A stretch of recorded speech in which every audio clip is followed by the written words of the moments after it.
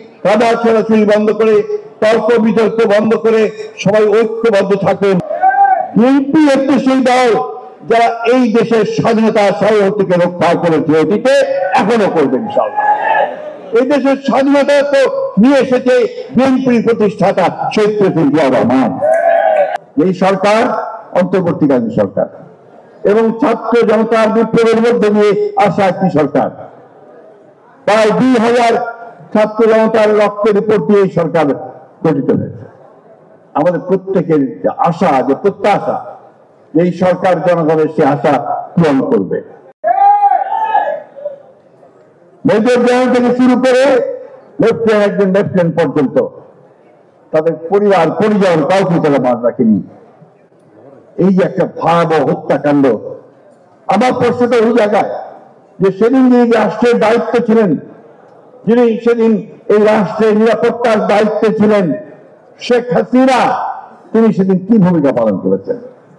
আমার প্রশ্ন সেনাবাহিনী প্রধানের কাছে, যেখানে তিনি ওর বাউন্ড ছিলেন যে তার সহকর্মীদের সহযোদ্ধাদের তিনি রক্ষা করবেন, তিনি কি ভূমিকা পালন করেছেন?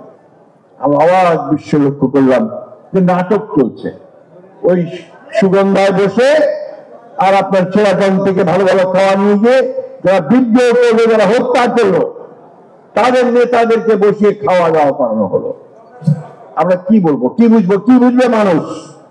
আজকে এই যে বিক্ষোভ, এই যে ঘৃণা তাদের প্রতি, এটা একদিনে তৈরি হয়নি বন্ধুগণ। দীর্ঘকাল ধরে প্রকৃতপক্ষে 1972 সাল থেকে এই দলটির প্রতি, এই শেখ মুজিবের প্রতি, এদের প্রতি আমরা ঘৃণা জন্ম হয়েছে বন্ধুগণ। কারণ তারা কোনোদিনই বাংলাদেশের মানুষকে তারা ভালোবাসেনি। তারা ভালোবেসেছে তাদের পদ, তারা ভালোবেসেছে তাদের ক্ষমতা, তাদের পরিবার। এইভাবেই তারা আজকে এই বাংলাদেশকে ধ্বংসের দিকে চলে যাওয়ার চেষ্টা করেছিল বন্ধুগণ। বন্ধুগণ, আজকে বাংলাদেশ সেনাবাহিনী আমাদের শক্তি। আমরা তাদেরকে সবসময় দেখেছি যে জাতির যে কোনো দুঃসময়ে তারা এগিয়ে আসে। আমরা দেখেছি 1971 সালে যখন গোটা জাতি কিংকর্তব্যবিমূঢ় পাকিস্তান সেনাবাহিনী আক্রমণ করেছে এবং গণহত্যা করছে, সেই সময় এই বাংলাদেশ এই সেনাবাহিনীর একজন অখ্যাত মেজর জেনারেল জিয়া রহমান বাংলাদেশের স্বাধীনতা ঘোষণা করে গোটা জাতিকে যুদ্ধে ঝাঁপিয়ে পড়বার তিনি অনুপ্রাণিত করেছেন। আবার দেখেছি 7ই নভেম্বর একইভাবে এই বাংলাদেশ সেনাবাহিনীর মধ্যে এই জিয়ার নেতৃত্বে সেদিন আবার দেশকে তার স্বাধীনতা রক্ষা করেছে। আবার এবারেও আমরা দেখেছি এই 24-এর গণ-অভ্যুত্থানের মধ্যে যে বাংলাদেশ সেনাবাহিনী একটা প্রকৃতপক্ষে দেশপ্রেমের ভূমিকা পালন করেছে বন্ধুগণ। এটা কোনোমতেই বাংলাদেশের গণতন্ত্রের জন্য শুভ নয়, এটা কোনোদিনই বাংলাদেশের স্থিতিশীলতার জন্য শুভ নয়।